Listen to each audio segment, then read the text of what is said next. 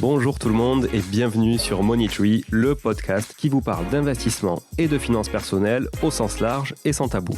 Je suis Julien Calamotte, investisseur passionné et auteur du livre à succès S'enrichir grâce à l'immobilier. J'avais envie de partager ma façon d'investir, forcément, mais également de découvrir avec vous de nouvelles façons de faire fructifier notre argent. C'est pourquoi j'ai créé ce podcast pour y recevoir des invités qui nous partagent leur savoir et leurs expériences en toute simplicité. J'espère sincèrement que les échanges que je vais avoir avec l'invité du jour vont permettre d'enrichir vos connaissances autant que les miennes. Je vous souhaite une excellente écoute. Salut Rudy. Salut Julien. Ça va bien ? Écoute, ça va, en pleine forme. On continue notre petite série estivale. Ouais, série estivale.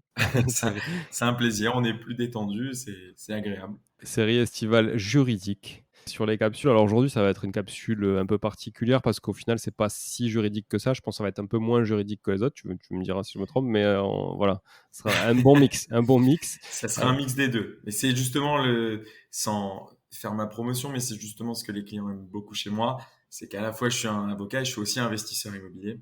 Et donc je les comprends. Donc il y a le côté investisseur qui parlera et il y a aussi évidemment le côté juridique et le côté connaissance technique que j'essaierai d'apporter tout au long de ce podcast. Alors, tu vois, pour introduire un peu l'épisode, moi, ça m'intéresse à titre personnel. J'avais des locaux commerciaux, des locaux d'activité. Plus précisément, il y a une dizaine d'années, ouais, c'est ça, 2013, j'avais acheté ça, que j'ai arbitré depuis, que j'ai revendu, etc. Bon, j'ai un petit local commercial ou deux par-ci, par-là, mais ça reste assez anecdotique pour moi, tu vois. Donc, évidemment, je connais quand même un peu le sujet, les avantages, les inconvénients, mais je pense que je connais pas tout. Et je trouvais ça intéressant qu'on puisse discuter de ça ensemble et que justement, on puisse aussi, tous les auditeurs et auditrices qui nous écoutent, puissent apprendre en même temps que moi sur les avantages et les inconvénients, parce que de toute façon, il n'y a aucun monde où tout est parfait, du bail commercial et de la location donc, de locaux commerciaux ou d'activités ou professionnels en tout cas. Peut-être on parlera des bureaux aussi et autres, par rapport aux locaux d'habitation qu'on connaît beaucoup plus sur ce podcast. Voilà, je te laisse la main. Très bien, Julien. Merci déjà pour ton introduction. Après, effectivement, et c'est pour ça que je me bats à mon humble niveau, évidemment. Hein, j'ai pas une audience qui est exceptionnelle, mais l'idée, c'est vraiment de démocratiser l'investissement de l'immobilier commercial. Comment ça m'est venu? Donc, j'étais dans un cabinet qui faisait que de l'immobilier, et donc immobilier d'habitation et immobilier commercial. Et en réalité, en fait, tout simple, hein, moi, j'ai toujours eu l'esprit entrepreneur et j'ai toujours eu cette idée de soit on répond à un besoin, soit on crée un besoin. En tout cas, c'est ce que j'estime qu'il faut faire quand on crée un business. Et puis, je regarde, je me dis que les investisseurs et les entrepreneurs, souvent, ils s'inspirent aussi de ce qui se fait ailleurs, parfois. Exemple type Le Bon Coin, ça a été fait, je ne sais plus quel pays scandinave, mais c'est un étudiant qui a été, il a vu ça, il a trouvé ça génial, il l'a ramené en France. Et très souvent, parfois, c'est des concepts qu'on a vus ailleurs et qu'on réimporte. Bon. Et donc, au cabinet, j'ai remarqué que tous les plus gros clients du cabinet où je faisais, entre guillemets, mes stages et puis après, où j'ai fait mes premières années, mes premières gammes, tous les plus gros clients avaient tous de l'immobilier commercial. Et inversement, les plus petits clients avaient de l'immobilier d'habitation. Je suis pas bête, je me dis, bon, pourquoi les personnes les plus fortunées vont tous vers l'immobilier commercial? Il y a forcément quelque chose à creuser. Donc, je me renseigne, je me documente. Évidemment, j'apprends, puisque à la base, pour les personnes qui ont écouté les précédents podcasts, moi, j'étais plutôt formation droit, tout ce qui était droit des startups, droit des entreprises, droit des affaires. Et je suis arrivé dans ce cabinet en droit immobilier. Et donc, j'ai découvert le droit immobilier où je me suis complètement formé à cette matière-là. Et j'ai remarqué tout simplement que l'immobilier commercial avait énormément d'avantages. Naturellement, il y a des inconvénients aussi. Mais en tout cas, j'en vois beaucoup moins que ce qu'il y a d'avantages. On va les lister aujourd'hui. J'en ai noté, alors j'ai essayé de faire un top 10, mais en fait, il y en a tellement que je n'avais même pas réussi à faire un top 10. J'en suis à 12. Je me suis arrêté à 12. Mais on va essayer de faire simple. Ça ne va pas être évident pour que ça reste un minimum dans le temps. Pas qu'on dépasse aussi plusieurs heures et qu'on perde les auditeurs. Non, plusieurs heures, je t'arrête tout de suite, ça va pas être possible. Non, mais en tout cas, voilà, j'en ai noté 12. On va les faire les 12 aujourd'hui. Et il y a énormément d'avantages. Naturellement, il y a des inconvénients. On en discutera parce que de toute façon, au cours des avantages, j'expliquerai aussi pourquoi certaines fois, il faudra quand même se méfier et pourquoi il faudra faire attention. Et dès le début, je préfère indiquer aussi tout de suite, maîtriser vos investissements, diversifier vos investissements. C'est une phrase vraiment bateau de dire ça, mais il est important de le répéter. Ne faites pas 100% de commercial, ne faites pas 100% d'habitation, pas 100% d'assurance vie, etc., etc. Investissez un peu partout, de manière raisonnée, de manière réfléchie, entouré de professionnels. Mais en tout cas, c'est bon à savoir qu'il existe d'autres investissements que simplement l'habitation ou le Pinel, etc. Alors ça, à bannir. Mais voilà, en tout cas, ça existe et il y a des avantages. J'essaie de le démocratiser. Puis tous nos auditeurs, peut-être très certainement qu'après avoir écouté ce podcast, ils se diront, bah tiens, je vais peut-être en faire plus souvent de l'immobilier commercial. Allez, let's go. Alors, on est Bon, parti. premier Alors, avantage. on va essayer de pas faire trop scolaire. Mais tout simplement, le premier avantage, c'est ce qui va parler à nos investisseurs. Et là, c'est pas du juridique, tout simplement factuel. Les rendements sont plus intéressants en immobilier commercial. J'ai encore vérifié avant de travailler le podcast. L'agence immobilière Point de Vente, qui est vraiment une agence immobilière à la pointe sur Paris avec qui je travaille, parfois où j'ai l'occasion d'échanger avec eux sur des baux, qui est vraiment une agence référence en matière de baux commerciaux, estime on est à peu près à 2 fois supérieur des rendements. C'est énorme, ça, 2 fois supérieur. J'expliquerai pourquoi 2 fois. Attention, il y a la nuance, c'est que il y a brut et net, et vous verrez pourquoi. Parce qu'en fait, en immobilier commercial, ça fait partie des avantages. Mais il y a le côté net et brut, parce qu'en fait, en immobilier commercial, vous pouvez transférer énormément de charges sur votre locataire. Donc en fait, votre rendement, il est beaucoup plus fort. En fait, ton rendement brut est beaucoup plus proche de ton rendement net dans l'immobilier commercial Exactement. que dans l'immobilier D'où le d'habitation. fait quand on arrive finalement sur le net, l'immobilier commercial, il y a une réelle différence avec l'immobilier d'habitation. Parce qu'une fois que vous enlevez les charges, la taxe foncière, des travaux d'aménagement, etc., vous perdez beaucoup plus en rentabilité sur l'habitation. Mais vous verrez de toute façon, je l'expliquerai après, enfin les auditeurs verront que j'explique pourquoi. Donc il y a un rendement qui est plus intéressant. Ça c'est le premier point, on va pas passer 2 heures dessus, parce que je vais être sinon trop long. Mais en tout cas, facile, c'est factuel, il y a meilleur taux pro aussi qui cite pareil un rendement à peu près 2 fois supérieur. Donc c'est quand même très intéressant. Ok. Deuxième point, parce que voilà, ça c'est juste des chiffres. Deuxième point, on rentre un peu plus dans le concret. Une plus grande sécurité contre les défauts de paiement du locataire. Alors, ça c'est vraiment la base. Moi, en tout cas, je sais que quand je discute, je parle même pas en tant qu'avocat, je parle en tant que citoyen dans une soirée classique. Quand on dit qu'on a fait de l'immobilier, qu'on a fait un investissement, le premier truc qui revient, je pense que Julien, tu confirmeras, c'est t'as pas peur qu'on ne paye pas, t'as pas peur d'avoir un locataire qui est pas là. Ça, c'est les deux premiers points. Sur la vacance locative, il y aura une difficulté et là sera l'inconvénient du bail commercial. Mais en tout cas, sur l'absence de crainte de ne pas être réglé, le bail commercial a beaucoup plus de solidité, beaucoup plus de garantie que le bail d'habitation. Je m'explique. Déjà, premièrement, le preneur est professionnel. Donc, il a dedans du stock, de la marchandise, il y a quand même de l'argent dedans, que par exemple un bailleur d'habitation, généralement, bon, peut-être même s'il est en meublé, il n'y a rien à lui dedans. Donc déjà, il y a moins de choses à saisir. Première chose. Alors après, on m'expliquera que c'est plus compliqué de saisir, etc. Je dis juste déjà. Deuxième chose, et c'est vraiment la plus importante, il y a un fonds de commerce. Donc la personne qui exploite un local commercial exploite un fonds de commerce dans lequel il y a le bail, la clientèle, des éléments incorporels, etc. Dans ces éléments qui composent le fonds de commerce, il y a le bail. S'il ne paye pas le loyer, quand il ne paye pas le loyer, il perd, le bail est résilié. Si le bail est résilié, le fonds de commerce ne vaut plus rien. Tout simplement, il faut se dire que le loyer, quand il est même à 1, 2, 3, même 5, 6 mois de loyer, généralement, ça ne vient pas quand même atteindre le plafond du fonds de commerce. Je vous donne un exemple tout bête. J'avais un dossier avenue Jean Médecin à Nice, qui est l'avenue principale parce que j'exerce à Nice pour ceux qui n'ont pas écouté les anciens podcasts. L'avenue principale à Nice. Donc j'étais dans un dossier où je défendais un bailleur, le locataire ne payait pas. Le fonds de commerce était valorisé 1 million d'euros. On était sur des loyers qui étaient quand même conséquents. On avait un arriéré de loyer qui montait à plus de 100 000 euros. Et le client était très serein. Alors, si vous êtes en habitation, quand vous avez 100 000 euros d'arriéré, vous pouvez être très inquiet. Ouais, puis t'as vraiment loué une sacrée baraque quand même.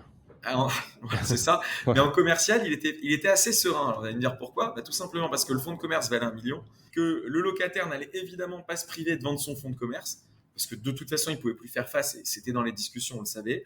Voilà, bon, l'activité, malheureusement, marche, mais pas suffisamment. Donc, je vais céder mon fonds de commerce, j'ai déjà un repreneur. Nous, c'est très simple, il y a un privilège pour le vendeur. En plus, on est obligé de concourir à l'acte notarié de cession. Là, en l'occurrence, il fallait un acte qui était notarié, et parce qu'on avait bien rédigé le bail, il faut y penser à l'avance. Mais en tout cas, on savait très bien qu'à la cession, sur le prix de cession, on se prélevait directement devant le notaire l'argent qui avait été versé. Donc, on était très serein, parce qu'on savait qu'allez, même s'ils vendaient 900 000 au lieu d'1 million, nous, 100 000, on les toucherait. Donc, il y a quand même une garantie d'être payé. Et puis, évidemment, le locataire, il préfère prendre 1 million moins 100 000 que rien. Donc, on s'est arrangé, on a trouvé un arrangement, ça s'est vendu très bien. Mais ce que je veux dire, c'est que même avec des grosses sommes, on se sort quand même finalement une certaine garantie d'être réglé.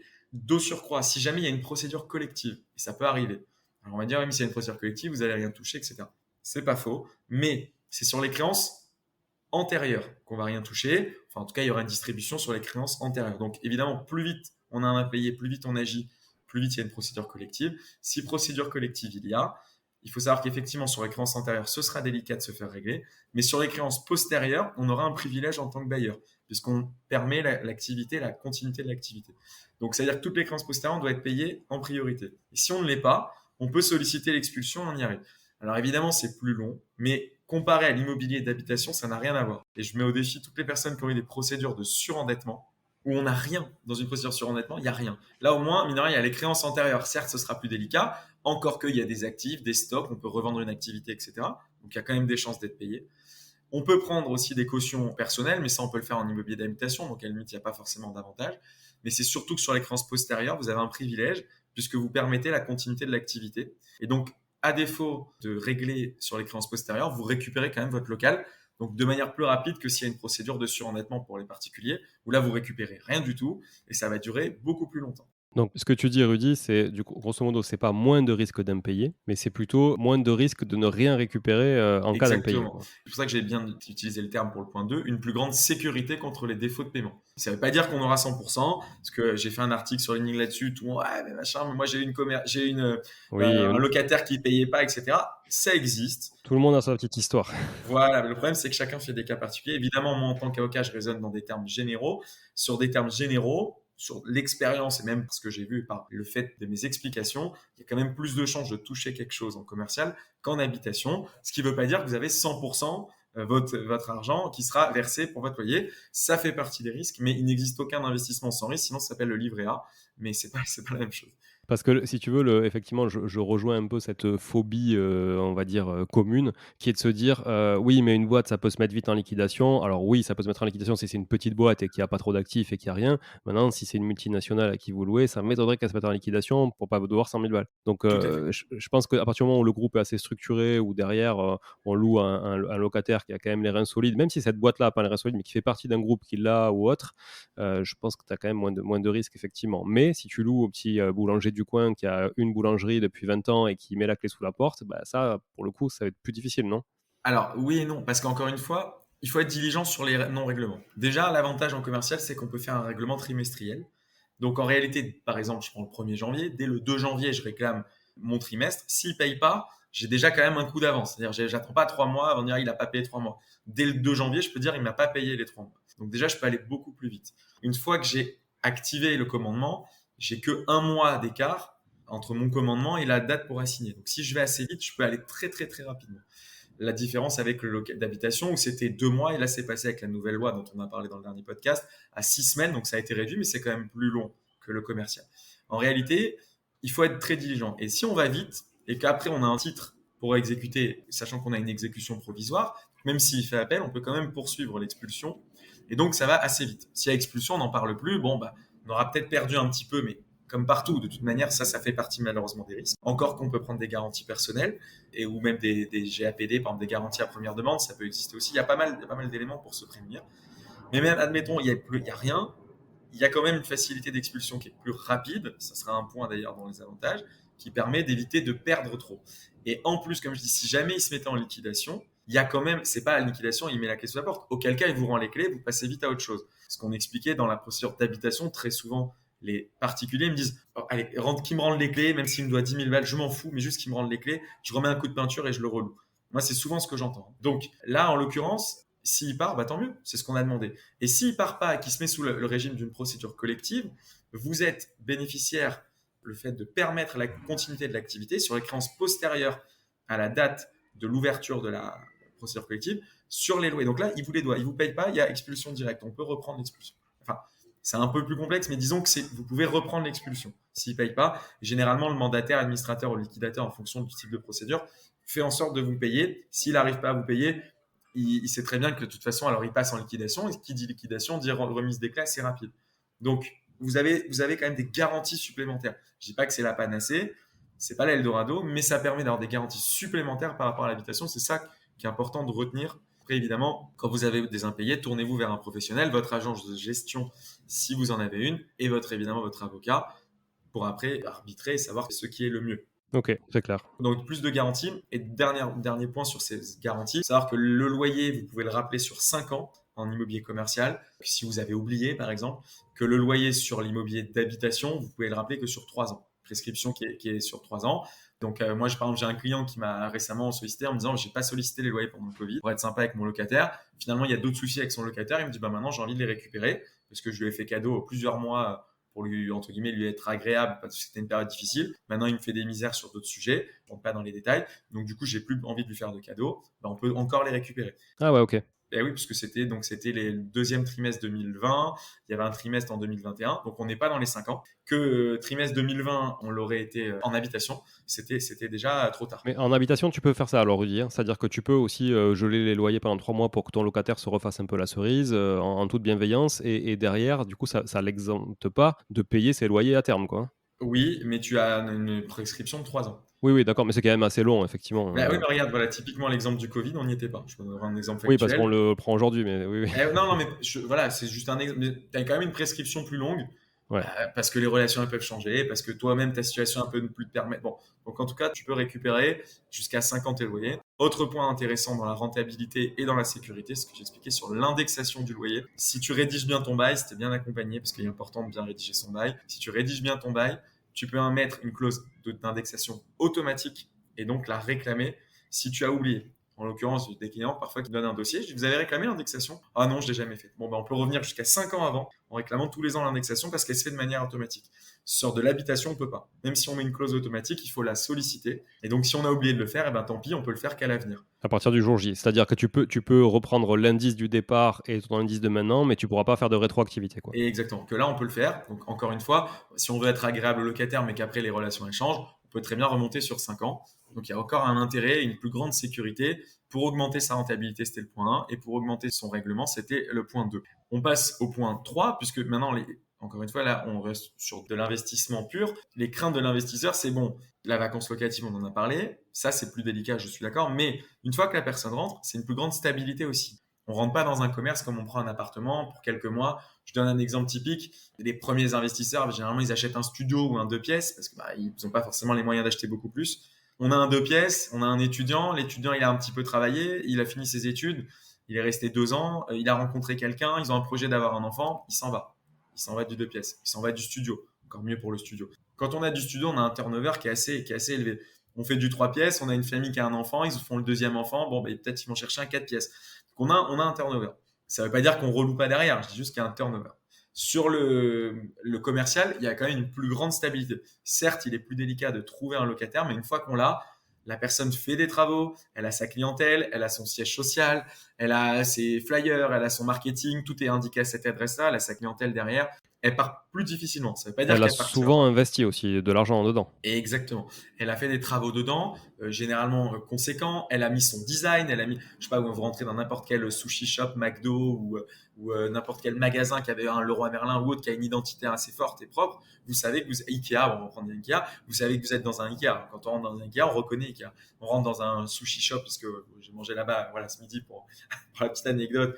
Et parce que c'est vrai qu'ils ont un concept qui est très fort. Vous allez dans un sushi shop à Nice, à Paris ou à Rouen, c'est le même. En tout Bien cas, sûr. il y a une identité visuelle, une identité graphique qui est forte. Donc, ils vont faire leurs travaux, ils vont faire leurs investissements. Généralement, ils sont réfléchis et donc, ils vont pas partir tout de suite. Ça ne veut pas dire qu'ils partiront pas, mais il y a une plus grande stabilité.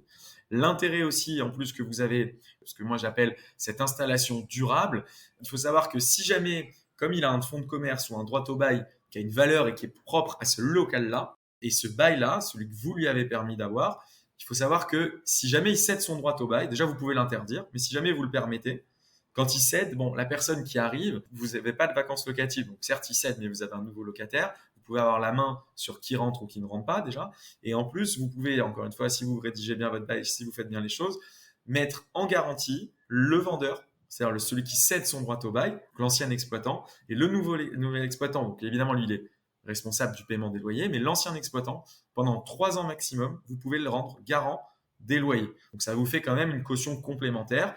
On en revient à notre point 2, qui était celui de dire justement une plus grande sécurité aussi dans le règlement. Ok, il cède son droit au bail, vous acceptez le droit au bail, vous acceptez la cession, mais vous avez un garant complémentaire. D'autant plus, et là on en revient sur la rentabilité, d'autant plus que vous pouvez faire payer s'il cède son droit au bail, vous pouvez faire payer s'il y a une déspécialisation. Exemple type, vous avez un boulanger, la personne vous dit bon moi je veux bien venir, mais moi je vais faire des habits, du prêt-à-porter. Bah, vous pouvez dire ok, donc il y a une déspécialisation du bail, je vous l'accorde, mais c'est moyennant finance. Et donc vous augmentez encore une fois votre rentabilité puisque vous allez le lisser, ou à tout le moins vous allez augmenter votre TRI, en tout cas sur le final quand on reprendra ça au global. Donc ça c'est encore un élément qui est très intéressant. Attends, on en est au combien là du coup? On en est au 3. Ah, c'est toujours le 3, tu le mets dans plus de stabilité. Oui, parce que il y a une stabilité, parce que certes, s'il s'en va, d'accord, mais il s'en va, il y aura quelqu'un qui vient tout de Ouais, suite. ouais, OK, plus de continuité aussi. Il y a un chevauchement dans l'activité, fonds de commerce ou cession de droit au bail, il peut céder les deux. Le droit au bail, on peut l'interdire, le fonds de commerce, on ne peut pas l'interdire, mais on a quand même le droit de regarder qui rentre. On a quand même des garanties, comme je disais, avec ces fameux 3 ans, où pendant 3 ans, c'est garanti. Donc il y a quand même un intérêt de, ok, certes, il y a peut-être quelqu'un qui va rentrer dans les locaux, mais en tout cas, moi, ça reste dans la durée, et la personne s'installe et continue. Et en plus, je peux solliciter une indemnité de déspécialisation qui me permet, alors ça, à négocier en fonction de l'emplacement, en fonction de énormément de paramètres, vous faites accompagner par des professionnels, mais en tout cas, c'est quand même de l'argent qui peut rentrer en plus. Donc, OK. encore une fois, des intérêts qui sont très intéressants pour le bailleur. Alors ensuite, pour le bailleur, autre problème, la gestion locative. La gestion locative dans le cadre de l'immobilier d'habitation, on a tous connu ça. La chaudière qui pète, il n'y a plus de Wi-Fi, un meuble s'est cassé, le canapé, je sais pas moi, il est cassé, la machine à laver marche plus. Vous faites du meublé, vous mettez une machine à laver, elle marche plus, vous l'avez mis dans l'état des lieux, il faut la remettre en bon état. Donc, des exemples, on en a à l'appel. Très souvent, on dirait que c'est fait exprès, mais c'est toujours le dimanche soir, c'est toujours pendant les vacances, c'est toujours dans la nuit, c'est toujours très compliqué. Donc, il y a un dérangement qui est énorme et honnêtement, c'est vraiment quelque chose qui fait très peur généralement aux investisseurs. Et c'est pour ça que les investisseurs, très souvent, ils veulent investir très près de chez eux pour être disponibles. Et souvent, très près de chez eux, c'est pas la meilleure rentabilité. Donc, on a cette difficulté-là. Là, dans l'immobilier commercial, vous enlevez tous ces problèmes-là. Parce que rarement le locataire va vous appeler parce que son ballon d'eau chaude a sauté. Rarement il va vous appeler parce que l'ampoule a sauté. Rarement il va vous appeler parce que Internet a sauté. Lui, il a besoin d'Internet pour son activité. Il va tout de suite appeler SFR ou Bouygues ou Orange ou qui il veut. Il va vite faire réparer sa box. Il va pas vous embêter avec. Il y a la lumière qui saute. Il va envoyer un employé qui va vite racheter une lumière. Il va changer sa lumière. Il va pas vous demander de lui changer la lumière. Une machine de lave-vaisselle saute. C'est pas votre problème. Et etc. etc. etc. Tiens, petite question, Rudy, pour un client avec qui j'ai discuté du sujet pas plus tard que ce matin, qui a donc un local commercial avec un commerce en locataire. La locataire, tu vois, c'est un peu outré parce qu'elle a eu un problème à la chasse d'eau. Du coup, alors lui, il a fait changer la chasse d'eau, tu vois. Franchement, c'est plutôt cool parce que je trouve que, bon, il n'est pas obligé de changer la chasse d'eau, hein, dis-moi si je me trompe. Et là, si tu veux, il y a une petite fuite, tu vois, il y a une petite fuite au joint, tu sais, sous la chasse d'eau, il y a une petite fuite au joint parce que le mécanisme a été changé, mais pas le joint dessous. Et donc, du coup, elle lui prend la tête parce qu'il y a une petite fuite, tu vois, au joint des toilettes. Et lui, il lui dit, bah non, non, c'est à vous, c'est de votre ressort, c'est pas à moi d'intervenir. Et là, elle lui dit, oui, ben du coup, effectivement, bon, ben, je vois à qui j'ai affaire, c'est bon, j'ai compris. Eh ben, je vais mettre mon avocat sur le coup. De toute façon, vous avez perdu une locataire, je vais rechercher un autre local. Ben, je lui dis, ma cocotte, si tu changes de local à chaque fois et que tu fais bouger tes clients à chaque fois qu'il faut changer un joint de chiottes, il faut que tu changes de métier, quoi, tu vois. Exactement. Alors voilà. Mais encore, donc déjà, important, bien tout mettre dans le bail. Effectivement, si on met pas dans le bail, après, il peut y avoir une difficulté d'appréciation. Si on met tout dans le bail, la seule chose qui est obligatoire pour le bailleur, c'est ce qu'on appelle l'article 606 du Code civil. En gros, c'est le gros œuvre. C'est-à-dire une poutre, une charpente, Ouais, l'édifice, tout ce qui touche à l'édifice même de la structure du bâtiment. En soi, c'est très rare parce qu'en plus, un local commercial souvent est en pied d'immeuble, donc il n'y a pas grand-chose qui touche à la structure. Mais voilà, ça serait ça. Demain, il y a une poutre, un mur mètre, quelque chose qui se fissure, ça restera à la charge du bien bailleur, sûr. peu importe la rédaction du bail. Généralement, je parle en général, encore une fois, il y a des gens qui nous écoutent, des gens qui sont professionnels. Généralement, tout le reste, on peut le mettre à la charge du locataire à condition de bien rédiger son bail. Naturellement, meilleur est l'emplacement, plus la force du bail est importante parce qu'elle permet de tout mettre à la charge du locataire. Le locataire acceptera d'autant plus que le local est bien placé. Ça va évidemment avec. Clairement. Ouais. Si vous avez un local qui est mal placé, effectivement, vous allez avoir des difficultés à tout imposer au locataire. Encore qu'il y en a énormément de locataires qui ne prennent pas d'avocat et qui vont un peu comme ça, bah, c'est bon, c'est un bail type et puis je signe. Je les conseille quand même de se faire accompagner aussi. Mais en tout cas, on peut mettre beaucoup de choses à la charge du locataire. Et donc, quand je parle de gestion très simplifiée, ultra simplifiée, c'est que vous avez la possibilité via votre avocat, après évidemment via la force de votre emplacement, mais surtout via votre avocat ou votre notaire, peu importe qui le rédigera, mais de bien le rédiger, de mettre le plus possible à la charge du locataire pour vous libérer en termes de gestion. Ça ne veut pas dire que ce sera tout le temps un long fleuve tranquille, mais vous allez avoir beaucoup, beaucoup, beaucoup moins d'emmerdes, parce qu'il faut parler comme ça, avec du commercial que de l'habitation. Ça, c'est vraiment certifié d'expérience. Et c'est naturel, c'est dans le bail, tout simplement. Ok, quatrième point, ouais, très clair. Très Voilà, clair. assez simple. On essaie d'avancer au plus vite. Voilà, c'est fini pour cette première partie de la capsule sur les avantages d'un bail commercial versus un bail d'habitation. On a vu les 4 premiers points que Rudy nous a mis en avant, à savoir du coup, pour résumer, le rendement supérieur à, un bail d'habitation, donc notamment un rendement supérieur net, puisqu'on a une différence moindre entre le rendement net et le rendement brut que dans l'immobilier d'habitation, du fait qu'on puisse, refacturer et on le verra aussi dans les prochains points, les charges et on rentrera un peu plus dans le détail. Moins de risques aussi de ne pas récupérer son dû en cas d'impayé, donc plus de sécurité en cas d'impayé, en tout cas via le bail commercial. Ça, c'était le deuxième point. Un troisième point qui est plus de stabilité et de continuité aussi avec ses locataires dans le cadre d'un bail commercial. Et puis le quatrième point et le dernier point pour aujourd'hui, c'est une gestion locative facilitée du fait qu'en fait, clairement, les locataires pros sont beaucoup moins chiants et emmerdants que un locataire d'habitation qui va plutôt vous solliciter assez facilement et qui sera beaucoup plus dépendant et moins autonome, on va dire, en tout cas dans la gestion de son propre bien qu'il loue au quotidien. Voilà. Merci encore à tous d'être là. Merci pour votre fidélité. N'oubliez pas, s'il vous plaît, de nous laisser un avis 5 étoiles sur Apple Podcast et Spotify aussi. Sur Apple Podcast, il vous suffit non pas de cliquer sur les 5 étoiles, mais cliquer sur les 5 étoiles, appuyez sur le petit pictogramme sur lequel il est noté rédiger un avis et puis mettez-nous un petit mot, ça nous fera toujours plaisir. J'en profite de temps en temps aussi pour remercier tout le monde et voilà, donc n'hésitez pas à me dire aussi qui vous êtes dans le commentaire et sur Spotify, déjà contentez-vous peut-être de mettre 5 étoiles puisqu'aujourd'hui on ne peut pas rédiger de commentaires, voilà, et n'hésitez pas aussi à parler du podcast autour de vous sur les réseaux sociaux, etc. Je le dis et le répète assez régulièrement, mais c'est vraiment important. C'est grâce à vous que ce podcast continue de vivre. Merci beaucoup, à très vite, ciao ciao. Bon, si vous êtes là, c'est que vous avez écouté jusqu'au bout et a priori, l'épisode vous a plu. Si c'est bien le cas, n'hésitez pas à le partager autour de vous. Notez ce podcast sur Apple Podcast et Spotify en laissant un commentaire 5 étoiles. Je ne vous le répéterai jamais assez, mais c'est grâce à vous que ce podcast vit aujourd'hui et peut continuer de vivre en vous proposant un contenu toujours plus qualitatif. Merci encore, je vous retrouve très vite sur un nouvel épisode de Money Tree. En attendant, je vous souhaite la meilleure des réussites dans vos projets et un bon enrichissement. À très bientôt.